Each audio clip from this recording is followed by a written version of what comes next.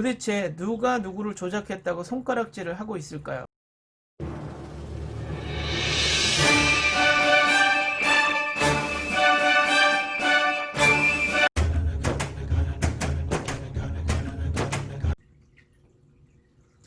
안녕하세요. 정치를 품격 있게 풀어드리는 정치클래스TV의 심상만입니다. 오늘은 민경욱과 가세연이 부정선거 총정리를 계속하고 있어서 약속대로 그 속에서 제가 지금까지 팩트체크하지 않았던 것을 찾아서 팩트체크 해드리겠습니다. 오늘 팩트체크를 해드릴 것은 세계 곳곳에서 한국산 개표기기가 부정선거에 이용되었다. 그러므로 21대 총선에도 개표기기가 부정선거에 이용되었다라는 논리를 팩트체크 해드리고, MBC PD수첩에서 팩트체크한 팔로우 더 파티를 아직도 부정선거의 증거다라고 우기고 있는 민경욱의 안쓰러움에 대해서 팩트체크 해드리겠습니다. 일단 영상 보시죠. 이라크랑 콩고 부정선거에 사용된 게 바로 대한민국의 국산 전자개표기다. 네. 이런 거죠? 그렇습니다. 그 매개체가 우리 한국에서 개발한 전자 개표기라는 데 큰 문제가 있습니다. 이란도 그렇고 콩고도 그렇고 우리가 수출한 선거 개표기, 전자 개표기가 부정 선거의 주범으로 등장을 하고 있습니다.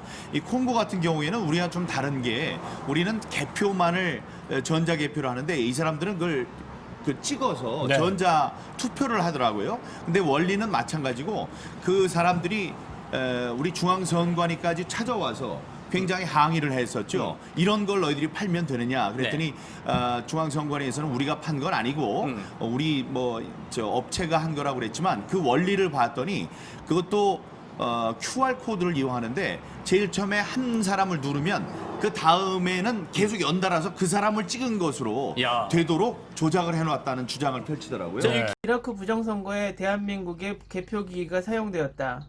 콩고는 전자투표기까지 도입되었다. 이 두 가지 이야기를 합니다. 자, 지금부터 확실한 팩트체크를 해드리겠습니다. 이 기사 속의 함정을 이야기하겠습니다.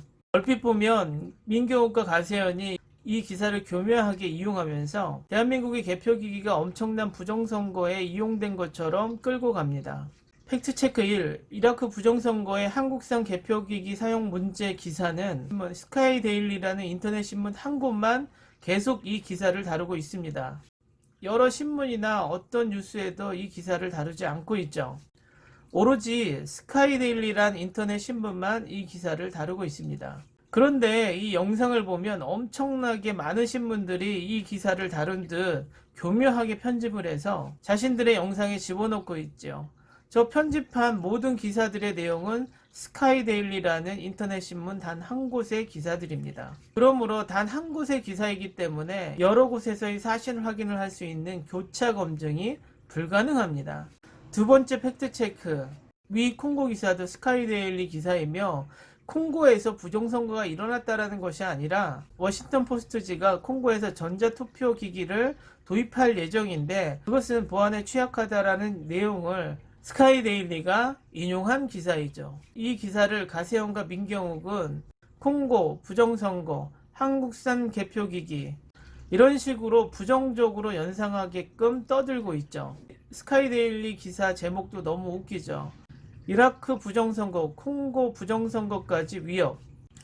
일어나지도 않았던 콩고 부정선거를 미리 걱정을 하고 있고, 한국산 개표기기를 이야기하는 것이 아니라 콩고의 전자투표기를 이야기하고 있죠. 그러면 한국에서 지금까지 전자개표기로 부정선거가 일어났다면 20년 동안 재검표를 했는데 당락이 단 한 번도 바뀌지 않았다라는 것도 이상하죠.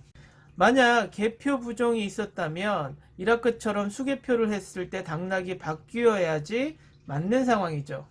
또 예를 들면 이들의 주장은 이것과 같습니다. 마이크로소프트에서 윈도우 10을 수출했는데 누가 이 프로그램을 이용해서 불법 도박에 사용을 했다.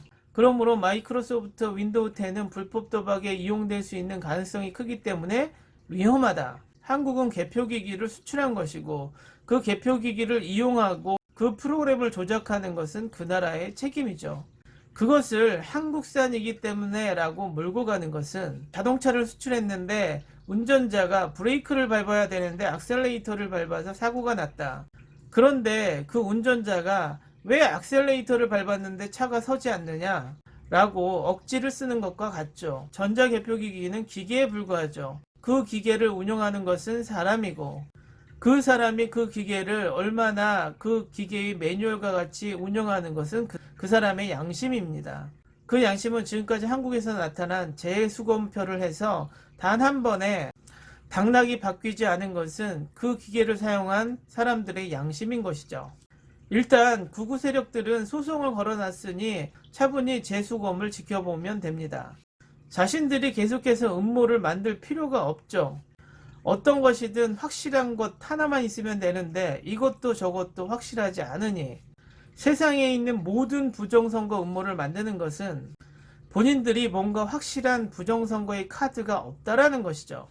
정말 확실한 부정선거의 카드가 나왔다면 메이저 신문인 조중동이 가만히 있겠습니까? 구구 세력들은 머리가 있으면 생각이라는 것을 하고 살았으면 좋겠습니다. 두 번째, 창피한지도 모르고 아직도 민경욱은 팔로우 더 파티를 이야기를 하고 있는데 이미 이 음모를 만든 사람의 신분이 PD수첩으로 확인이 되었죠. 숫자 덕후라고 하고 미국에서 고등학교만 8년을 다녔고 회계를 전공하고 한국에서 작은 편의점을 하고 있는 사람.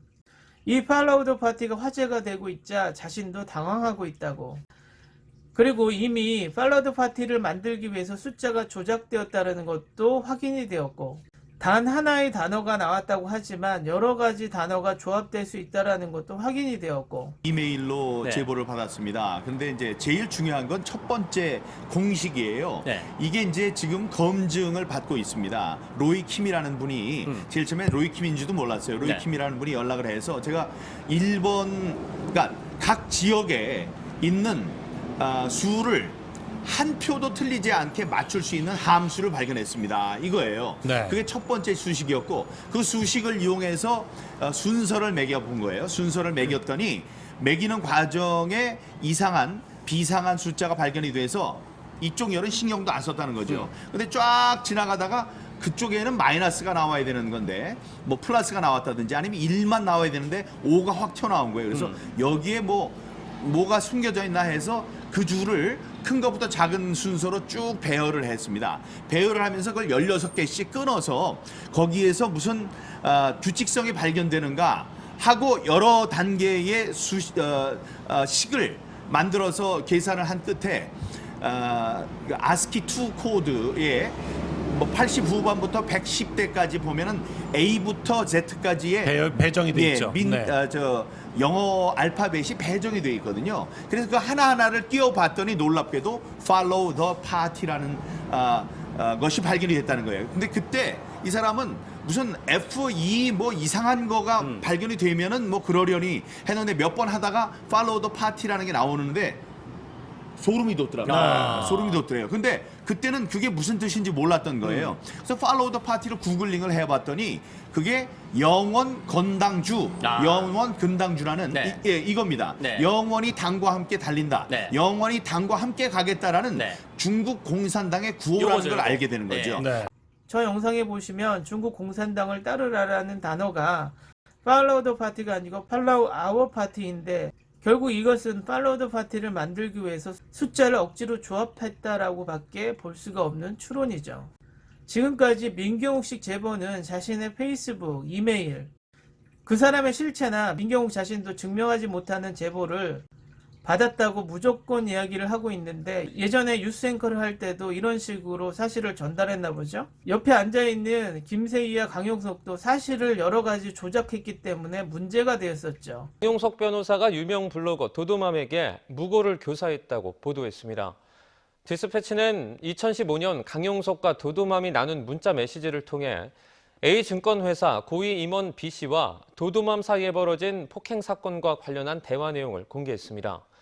당시 도도맘과 B씨는 2015년 신사동 술집에서 폭행 시비를 벌여 B씨가 병을 내리쳐 도도맘은 순천향병원 응급실로 이송됐는데 디스패치는 당시 강용석이 도도맘에게 강제추행죄를 더해 합의금을 올리자고 제안했다고 보도했습니다.